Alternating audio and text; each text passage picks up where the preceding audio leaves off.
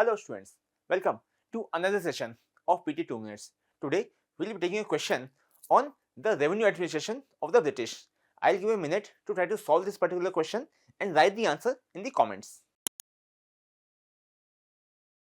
So this question is about the Meherwari system.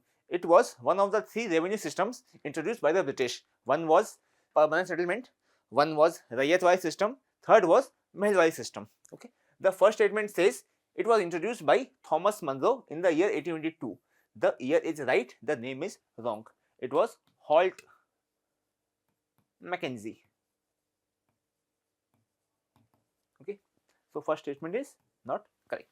Second, it was applied in Punjab and Northwest province. Yes, it is correct. If you see a map, you will see this particular system, Meherwari, was applied in the northwestern part, permanent settlement was applied in the Bengal Bihar region, and Rayatwari was applied in the southern India.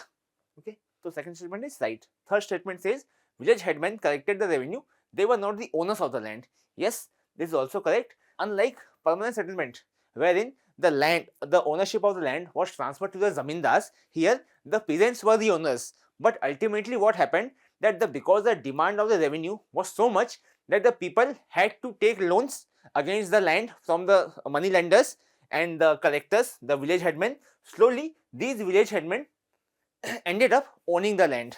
Okay, so third statement is also correct. So here the answer is B. Everyone who has marked B is correct. Follow us for more such videos. Thank you.